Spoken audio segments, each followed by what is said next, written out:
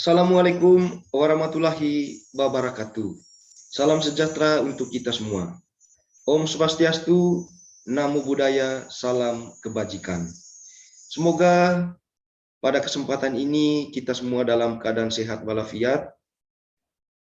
Pertama-tama, sebagai insan yang beriman, patut kita memanjatkan puji dan syukur kehadirat Tuhan Yang Maha Kuasa, karena atas berkat dan rahmat-Nya kita semua diberi kesehatan yang berlimpah. Pada kesempatan yang baik ini pula, izinkan saya untuk memperkenalkan diri. Nama Fabianus Hadiman Bosco, MPD NIDEN 0821018401. Asal Ruteng, Kabupaten Manggarai, Nusa Tenggara Timur. Instansi bekerja program studi pendidikan guru sekolah dasar Fakultas Keguruan dan Ilmu Pendidikan Unika Santo Paulus Ruteng. Saya bekerja sejak tahun 2009 sebagai dosen. Saat ini, izinkan saya untuk menampilkan video perkuliahan mata kuliah Psikologi Belajar dan Pembelajaran. Mata kuliah ini saya ampuh pada semester 3 program studi pendidikan guru sekolah dasar angkatan tahun 2020. Video yang diupload ini merupakan salah satu syarat dalam proses seleksi sertifikasi dosen pada gelombang keempat tahun 2021 yang diselenggarakan oleh Kemendikbud Ristek Dikti. Selamat menyaksikan, terima kasih. Selamat pagi untuk kita semua.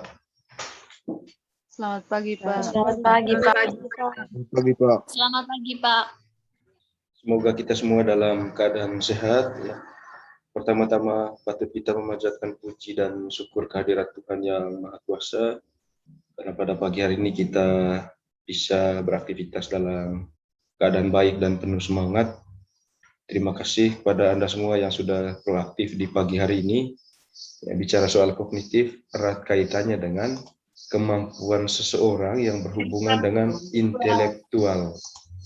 Kita lihat setelah kita mempelajari minggu lalu berkaitan dengan teori belajar kognitif, hari ini kita membahas sedikit tentang penerapan teori kognitif itu dalam proses pembelajaran di sekolah. Oke, di slide yang ditampilkan itu mudah-mudahan bisa dibaca. Sudah muncul? Oke, adik-adik mahasiswa kelas 2020G, kita membahas secara spesifik hari ini berkaitan dengan penerapan teori belajar kognitif dalam pembelajaran. Tadi di awal saya katakan bahwa teori kognitif itu erat kaitannya dengan kemampuan intelektual seseorang. Apa itu kemampuan intelektual? Ya, lagi-lagi saya tegaskan bahwa kemampuan seseorang menyerapi atau menangkap hal-hal yang masuknya dari lingkungan melalui indera manusia itu sendiri, ya, yang dapat dikelola di dalam pikiran manusia. Itu kemampuan intelektual. Intelektualitas seseorang itu akan teruji dan bisa diketahui, ya, mengalami intelektualitas yang baik atau tidak tergantung dari kualitas yang dilakukan oleh manusia itu sendiri, baik dari segi bahasa maupun dari segi tingkah laku, yang kesemuanya itu bersumber dari pikiran-pikiran manusia itu sendiri, yang muncul berkat adanya stimulus sehingga kita memberikan respon. Bagaimana penerapan teori kognitif dalam pembelajaran? Yang pertama, membangkitkan atensi siswa. Dari membangkitkan atensi ini atau mendorong semangat siswa ini atau motivasi ini, dengan cara apa yang perlu dilakukan oleh guru, ya, atau peserta didik di sekolah? Yang pertama, menyediakan lingkungan pembelajaran yang kondusif. Hal ini juga, yang pertama ini, merupakan faktor penentu dari kenyamanan belajar siswa di kelas.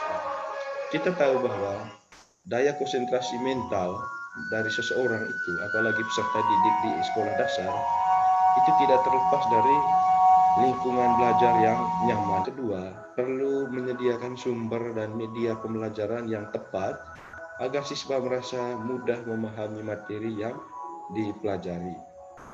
Ya, sumber dan media juga ini sangat mempengaruhi, ya, di mana sumber belajar atau media saat ini, ya, kurikulum yang berlaku menuntut supaya apa yang diajarkan kepada siswa dalam kehidupan sehari-hari di sekolah hendaknya itu bersifat kontekstual. Artinya sumber-sumber belajar siswa itu harus memang menyentuh ranah kehidupan siswa itu sendiri dalam kehidupan sehari-hari. Ya, misalnya mengajarkan tentang kemajuan teknologi di mata pelajaran IPS, ya. Misalnya tentang perbedaan transportasi zaman dulu dengan transportasi modern saat ini. Tentu di sini guru perlu memberikan pencerahan yang baik dengan media yang baik untuk membantu proses pemahaman siswa. Saya ambil contoh, transportasi zaman dulu atau yang konvensional itu yang kuno, yang lama, ada misalnya andong-andong, istilah di Jawa, andong-andong itu maksudnya dokar, istilah lainnya. Itu sejenis kereta kayu yang sumber kekuatan penggeraknya itu adalah kuda. Ketika hal ini dijelaskan kepada siswa dengan kemampuan berbahasa saja, atau kemampuan verbal dari seorang guru, tentu mereka tidak akan paham. Demikian pula misalnya contoh konkret transportasi yang modern. Ya, kita tahu bahwa katakanlah di zaman revolusi 4.0 atau 4.0 dengan ciri-ciri kemajuan ilmu pengetahuan dan teknologi, apa contoh konkretnya? Kalau tadi ada kereta kuda, ya sekarang ada kereta api. Ya, kereta api itu dijalankan atau digerakkan oleh mesin. Artinya terjadi perbedaan yang sangat mencolok. Ya, tentu ciri-ciri kereta api itu sangat panjang dengan berbagai gerbong dan dikendarai oleh masinis. Nah, ini contoh. Tetapi contoh-contoh yang dijelaskan kepada siswa itu hendaknya disertakan dengan media. Apa itu media? Ya, misalnya salah satunya media gambar. Media gambar itu untuk apa? Untuk mempermudah siswa memahami apa yang dijelaskan. Ingat bahwa kalau mengacu pada teori perkembangan menurut Jean Piaget tentang perkembangan kognitif manusia, ada di perkembangan peserta didik di tingkat Anda waktu tingkat 1 itu di PPD, ada 4 tahap, ya. Ada tahap sensori motor, ada tahap praoperasional, ada juga tahap operasional konkret, dan yang terakhir itu tahap operasional formal. Nah, ketika Anda berhadapan dengan anak SD, lebih tepat di sana berarti usia 6 sampai 12 tahun atau 13 tahun. Berarti di sini kita berpikir anak SD masih dalam tahap operasional konkret, harus bersifat nyata. Ini yang berkaitan dengan poin kedua ini. Lalu yang ketiga, menyediakan sejumlah pertanyaan yang relevan dengan materi yang dipelajari. Ya, di sini dijelaskan bahwa untuk membangkitkan atensi siswa, guru harus menyediakan pertanyaan yang relevan dengan materi yang dipelajari. Misalnya konsep dalam RPP atau dalam rancangan program pembelajaran menjelaskan tentang transportasi. Lalu pertanyaan-pertanyaan itu perlu relevan dengan materi yang dipelajari oleh siswa. Bukan transportasi yang dijelaskan, tetapi pertanyaannya lari ke IPA. Bagaimana sifat air? Setelah kita menjelaskan tentang transportasi, lalu Pak Petrus Tasman tanya, misalnya, anak-anak setelah apa yang Pak jelaskan tadi, coba anak-anak jelaskan bagaimana sifat air, berarti tidak nyambung di sini. Nah, disarankan supaya apa yang dijelaskan itu relevan dengan pertanyaan-pertanyaan. Tentu sesuai dengan konteks atas apa yang dijelaskan oleh guru berkaitan dengan materi. Selain itu, di dalam penerapan teori belajar kognitif itu hendaknya menjelaskan tujuan dari pembelajaran. Guru perlu menjelaskan tentang apa sih tujuan pembelajaran hari ini. Lalu tujuan yang lain adalah supaya siswa memiliki ilmu pengetahuan yang luas. Ya, menjelaskan tujuan pembelajaran secara rinci. Juga guru harus mengaitkan atau menjelaskan hubungan yang logis antara materi yang dipelajari dengan konteks real kehidupan siswa.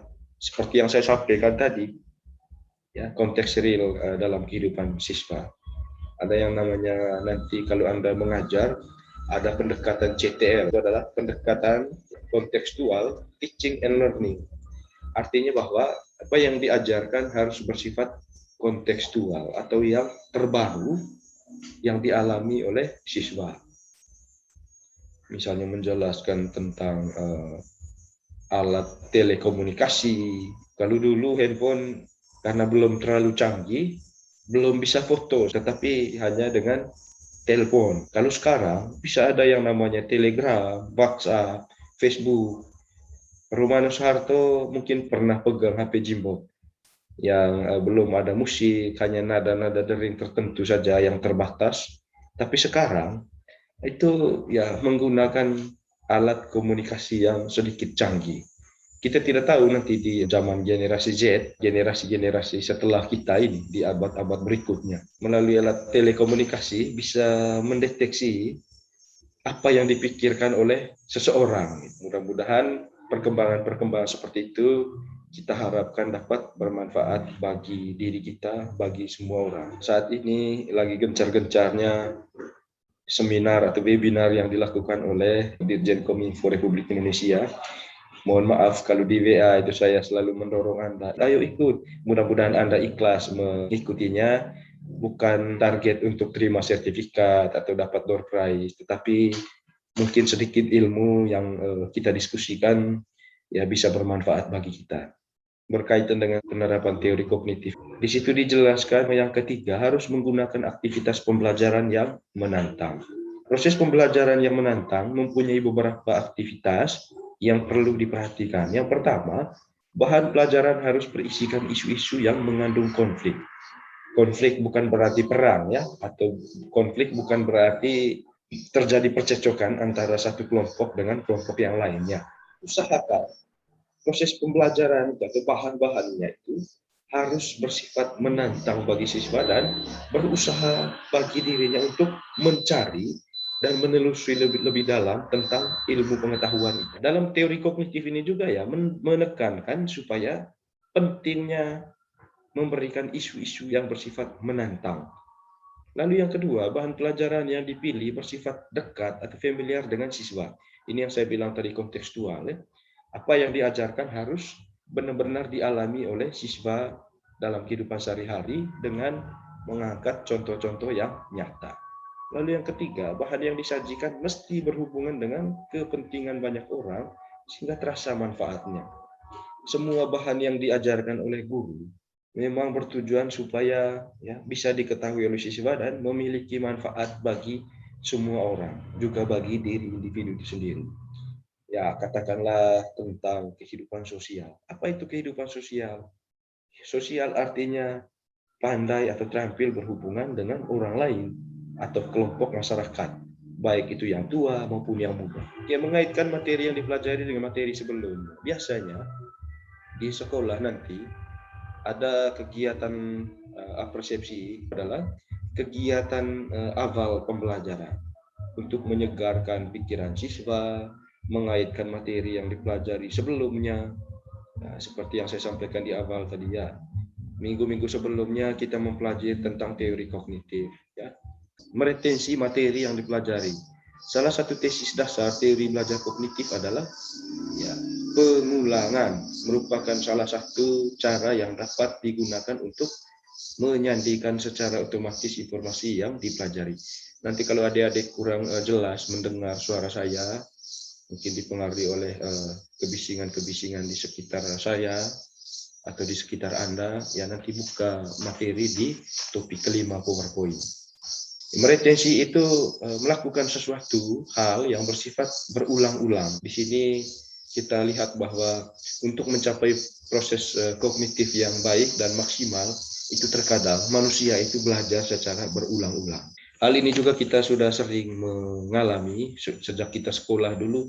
Saya pikir guru ya, banyak meminta kita supaya ya adik belajar bukan hanya di sini saja tetapi juga di rumah. Ini juga bagian dari proses memotivasi supaya siswa itu mampu belajar secara berulang-ulang supaya apa yang dipelajari melekat dalam pikiran atau dalam kognitifnya.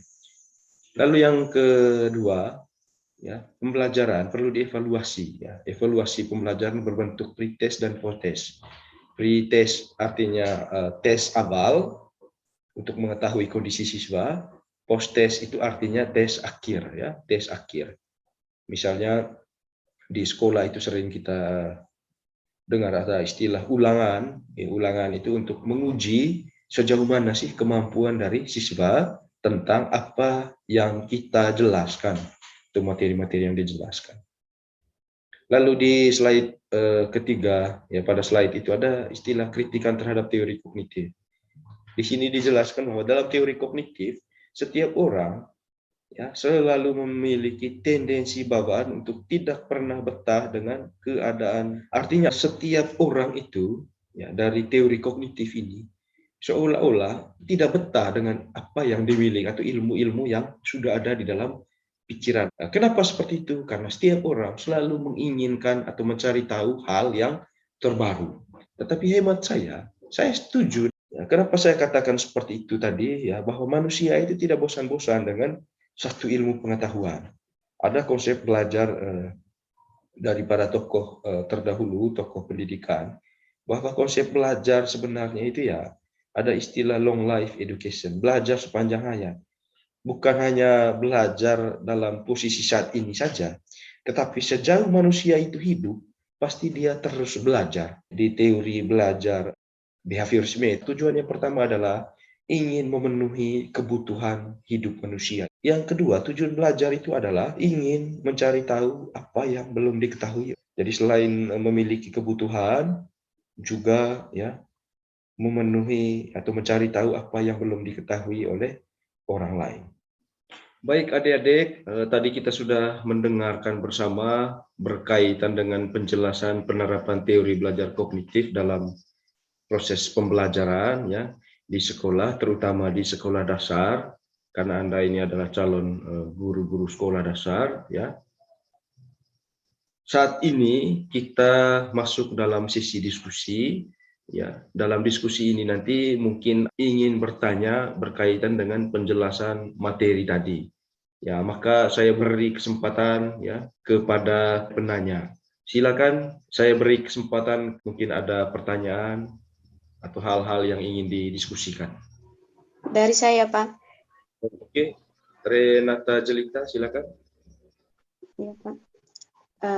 Pertanyaan saya, bagaimanakah cara menerapkan aktivitas pembelajaran yang menantang dalam pembelajaran kognitif? Terima kasih, Pak. Pertanyaannya adalah bagaimana cara ya atau upaya yang dilakukan oleh guru ya di sekolah dasar ya atau dalam proses pembelajaran, bagaimana sih upaya yang membuat peserta didik itu mampu terpacu semangatnya untuk belajar dan bagaimana kaitannya dengan kognitif anak.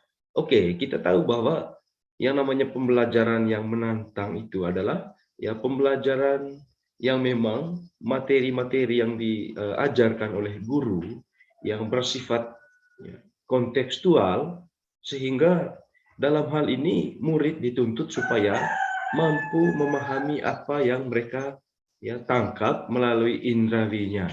Ya, tadi pertanyaannya bagaimana caranya supaya menciptakan pembelajaran yang menantang. Oke, pembelajaran yang menantang pada dasarnya memang ya diberikan kepada siswa atau semacam stimulus yang diberikan oleh guru, feedback atau umpan balik ya, yang mana pembelajaran menantang itu ya diberikan kepada siswa untuk siswa mampu berpikir secara kritis ya dan bisa mempertanggungjawabkan tentang hal-hal yang diberikan oleh guru. Maka salah satu langkah yang dilakukan oleh guru di sini ya memberikan ruang kesempatan berpikir kepada siswa supaya mereka mampu menanggapi ya hal-hal yang berkaitan dengan penjelasan dari guru tersebut. Oke, itu salah satunya. Lalu biarkan siswa juga menemukan sendiri ya hal-hal atau bisa didiskusikan dalam kelompok ya berkaitan dengan tanggapan-tanggapan mereka tentang materi yang diajarkan oleh gurunya. Ya, misalnya diskusi tentang bagaimana hubungan sosial atau hubungan interpersonal antara satu individu itu dengan yang lainnya. Guru memberikan pertanyaan-pertanyaan seperti apa di dalam proses pembelajaran supaya membuat siswanya mampu terpacu semangatnya atau merasa tertantang. Saya ambil contoh dalam diskusi hubungan sosial. Apa contoh konkretnya? Saling sapa, saling membantu, atau ada istilah prososial itu. Dalam berbagai konteks dalam kehidupan ya, bermasyarakat sesuai dengan tingkat perkembangan anak itu sendiri. Nah, itu salah satu contoh. Biarkan anak itu memikirkan ya hal apa saja yang memang ya yang menjadi contoh konkret dalam ya hubungan sosial itu tadi. Ya, diberi ruang kesempatan untuk berpikir bagi mereka dan diberi kesempatan khusus untuk mereka mampu mempresentasikan hal-hal yang mereka diskusikan di dalam kelompok itu. Oke, terima kasih Renata Jelita. Bagaimana, sudah jelas? Jelas banget, Pak. Terima kasih banyak. Oke, ada yang lain lagi? Saya, Pak. Oke, Rensiana Rinding, silakan. Saya ingin bertanya, Pak, mengapa teori kognitif lebih mementingkan proses belajar daripada hasil belajar, Pak? Oke, baik. Jadi pertanyaannya adalah bagaimana dalam teori kognitif ini lebih mementingkan proses belajar daripada hasil belajar. Jadi hal ini ya memang antara proses belajar dan hasil belajar ini adalah dua hal yang tidak bisa ya dilepas pisahkan, baik itu prosesnya maupun hasilnya. Kita tahu bahwa dalam kehidupan sehari-hari atau dalam proses pembelajaran di kelas ya, kognitif ini ya kalau kita kembali lagi ke belakang mengacu pada ya bagaimana kemampuan berpikir seseorang. Yang mana kemampuan berpikir ini membutuhkan proses itu sendiri atau daya konsentrasi mental saat ya di mana seseorang itu mampu menangkap hal-hal yang masuk dari luar atau secara eksternalnya untuk dia terima secara internalnya ya yang tentu melalui indrawi lalu diteruskan ke dalam kognitif manusia. Sehingga manakala prosesnya ya baik atau dilalui dengan baik oleh individu itu sendiri ya juga dalam proses pembelajaran itu, maka saya pikir hasilnya juga pasti baik. Sehingga kembali lagi dalam teori belajar kognitif ini dalam penerapannya dalam proses pembelajaran ya lebih mementingkan proses daripada hasil. Karena kita tahu bahwa ya manakala prosesnya baik ya bisa diikuti dengan baik oleh individu, maka hasilnya juga ya sudah pasti baik gitu atau diharapkan ya hasilnya menjadi baik gitu ya. Karena kita tahu bahwa hasil itu tidak akan mengkhianati proses istilahnya ya. Saya pikir setiap individu yang berhasil dengan baik juga dalam kehidupannya pasti adalah individu-individu yang mampu melewati proses secara baik. Makanya sekali lagi dalam teori ya belajar kognitif ini lebih menekankan pada bagaimana proses individu itu untuk mengikuti proses pembelajaran atau belajar sehingga kalau prosesnya baik ya saya yakin hasilnya juga pasti baik. Oke. Terima kasih kepada Rensiana Rinding ya. Bagaimana Rensiana Rinding? Apakah sudah puas? Sudah, Pak. Oke, mungkin ada yang lain, silakan. Baiklah, kalau tidak ada pertanyaan ya untuk materi hari ini berkaitan dengan penerapan teori belajar kognitif dalam proses pembelajaran ini ya sudah selesai, maka saya ucapkan terima kasih kepada Anda semua yang berpartisipasi hari ini. Ya. Harapannya semoga Anda tetap download materi di Moodle ya. Karena saya sudah mengupload materi ya, dari pertemuan pertama sampai pertemuan hari ini sehingga Anda ya mahasiswa-mahasiswi bisa mendownload materi untuk Anda bisa carikan sumber-sumber lainnya dan bisa dibandingkan dengan sumber-sumber yang saya berikan ini dan materi-materi yang saya berikan. Oke, selamat belajar, semoga Anda tetap semangat ya, supaya bisa meraih masa depan yang baik ya, yang Anda cita-citakan. Oke, terima kasih. Selamat pagi dan salam sukses untuk kita semua. Baik Pak, terima kasih banyak Pak. Terima kasih Pak. Terima kasih, Pak. Terima kasih, Pak.